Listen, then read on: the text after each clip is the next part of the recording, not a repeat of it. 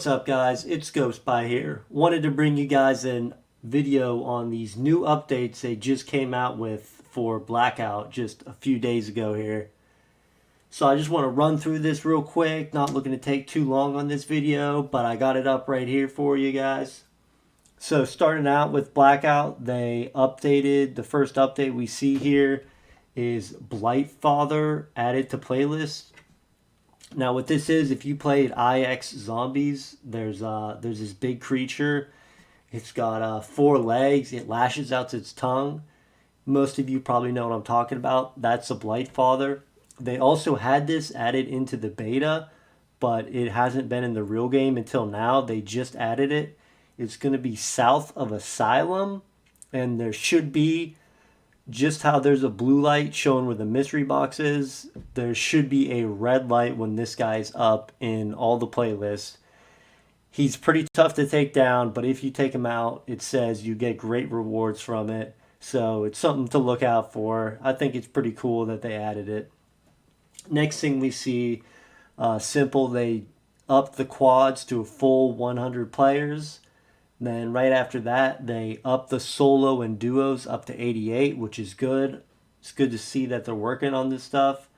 I know we were kind of disappointed we didn't have all the full players out right away, but good to see them getting on this. And then more updates here. I like what they're doing. I like that they keep updating a lot of the things here. So for character missions, they have 4 characters for zombies now available. Bruno, Diego, Scarlet, and Shaw. I know for 2 of them, I believe you have to actually kill zombies to get the drop. And then I believe the other 2 you will just find randomly. Not 100% sure. I couldn't find all the info I wanted to on them. But we do know at least 2 of them you have to kill zombies to even get the thing you need to unlock them. They also increased the drop rates of the character mission items, so you have a better chance of unlocking these guys, which I think is pretty cool. So now we'll move into the balancing with the weapons, what they've decided to do here. In the past Call of Duty, I noticed, even not for multiplayer, but they're updating multiplayer guns as well, not just Blackout. But today I'm only going over the Blackout. In the past, Call of Duty would never really keep guns all balanced. In a game like League of Legends, they do balancing patches all the time. They want to keep the game going good. But for Call of Duty, these things are pretty rare. Usually the only time you would see it is, for example, in MW2 when you had the Model 1887 Akimbos, something that was just ridiculously OP. Then they'll step in, but usually they would never step in if everything's kind of on a good level.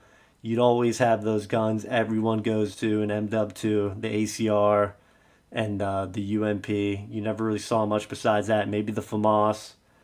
But I like seeing that they're keeping the guns balanced and updated. I really do like that.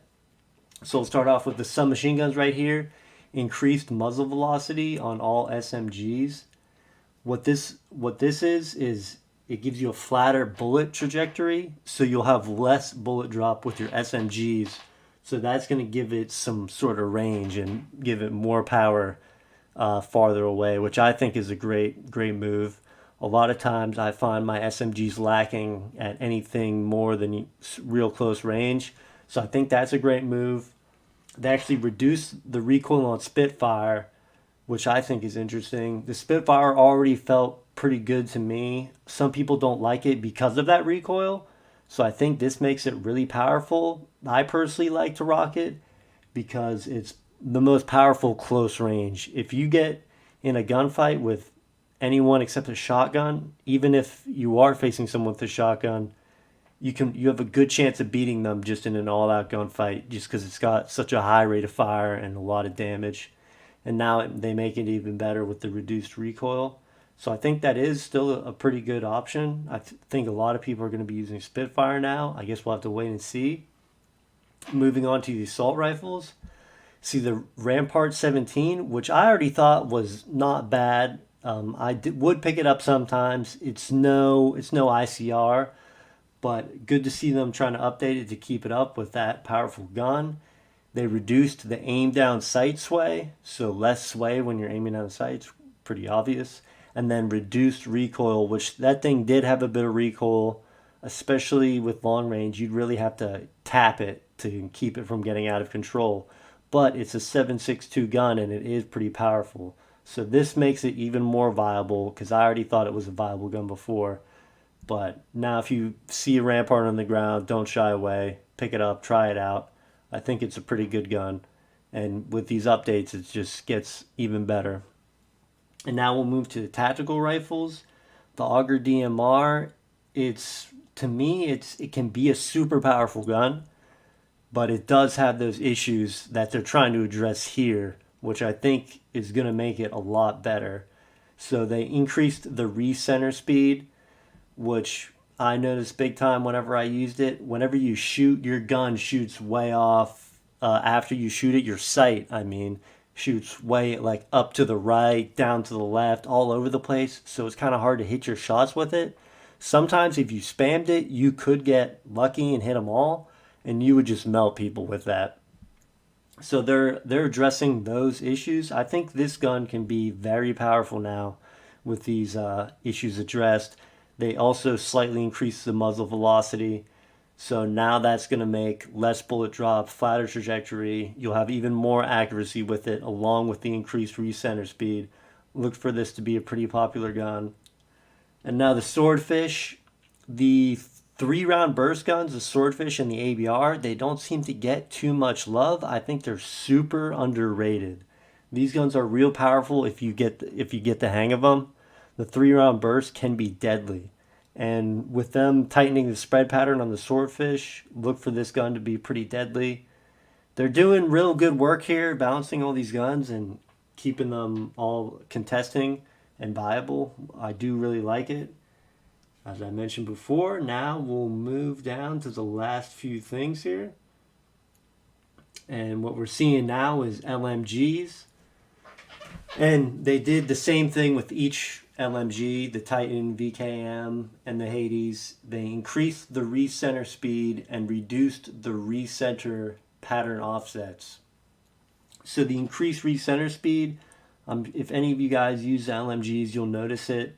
It's kind of like similar to the Auger, where whenever you shoot, your shot will or your sight will go up and to the left, up and to the right. So they're reducing that. They're reducing the randomness of it, and whenever it goes out and up to the left, it'll come back to the center quicker. That's what the increased recenter speed is. So they'll all have a decent more bit of accuracy, and you'll have better, you can handle the recoil better. So now we'll move on to my favorite thing of the update would be the 9-bang. They completely took this out of the game. I hated the 9-bangs. Every time you got 9-bang, it would get under your skin. You can't see anything. It lasts way too long. You can't turn. You can't use any health or anything. It just completely shut people down.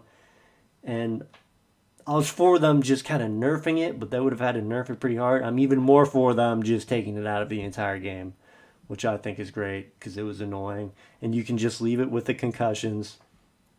Concussions are still annoying in themselves. It's just not as bad as a 9-bang. So with the removal of the 9-bang, they also gave the concussion grenade a slight buff, increased the distance on the throw, and you can now hold 2 of them, which I think is a good move.